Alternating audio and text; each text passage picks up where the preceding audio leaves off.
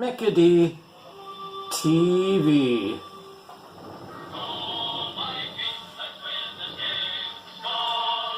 And let's get right away here. This is my week number 4 Minnesota Vikings recap for the season 2017.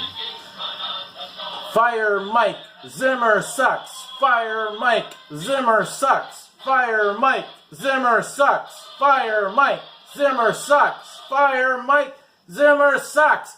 Fire Mike, Zimmer sucks. Yep, that's my attitude about this game and the coach and the reason why, well, many different reasons why this coach should be fired. This game could have been easily won. This coach cannot handle adversity. Somebody gets hurt, he can't handle adversity. He can't handle these close games. This coach sucks. Overall, period, sucks. I was looking at some stats here. His record in the division, in the NFC North division, is 8-11. That is unforgivable.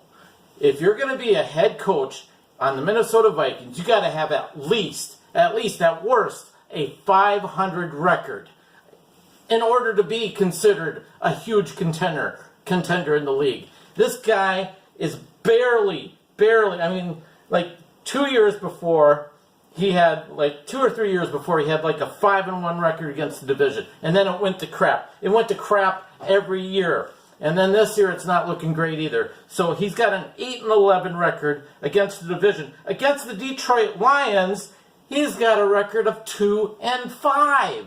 That's unforgivable, especially with the Lions. We have a long, proud history of beating the Lions day in and day out, and to have a 2-5 record. And I looked at some of the scores of these losses that he had against the Lions. 4 of these games were winnable games, and he just shit the bed when it came to playing against the Lions. It is unforgivable to have a losing record in the division, and it's unforgivable to have a losing record against the Detroit Lions, especially when you've been in the game so much. The other thing is he can't handle adversity. Our running back, Dalvin Cook, got hurt. He didn't recover from that. He didn't have anything backing up on that. He didn't have an answer to how he was going to solve his running back woes. Great coaches have answers to adversity. This coach did not have those answers. That's why he's not a great coach. The other thing that I noticed too was, like, we got the lead 7-3. Everything's going good from the first half. Second half, what happens? Pretty much right away, fumble on the offense. The other team gets a field goal. Another time. Next time, we get another fumble right away. Team scores, or the Lions score another scores a touchdown. And then they get the 2-point conversion, make it 14-7. Next time we have an offensive series, 3 and out. And then over and misfires, over and again. I believe he had another 3 and out. One thing, like I said before, his offensive play calling is predictable. I was fundraising at the game, and I was at a moment where there wasn't that many people going to the stands, or going to the concession stands, and I was watching the game. He had his formation set up on offense, no running back behind the quarterback. Duh! What do you think is going to happen? Passing play. Detroit Lions sniffed it out. Nobody was guarding the guy that came and sacked Keenum. So this guy is completely incompetent. He is not a major league, big-time great coach. He's not even a hard-nosed coach. They talk about how he's a hard-nosed coach. I haven't seen it. I haven't seen anything about him being a hard-nosed coach. So, as far as I'm concerned, this guy needs to get fired. He sucks. He does not cut the mustard. He'll never be a great coach. At the best, he'll finish in his career as maybe a 500 record. That's about it. So, anyways, off to other certain points of the game. I want to be real quick here. Dalvin Cook, our running back, had 66 yards and a TD before he got injured.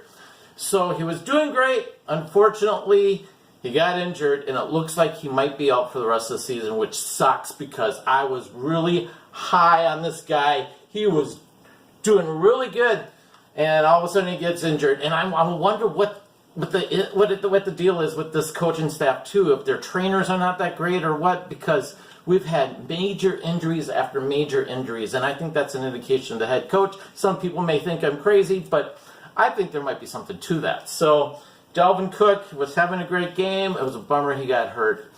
Stephon Diggs did pretty good, 98 yards catching, 5 catches, no TDs. Tried his best to help win this game. Didn't happen.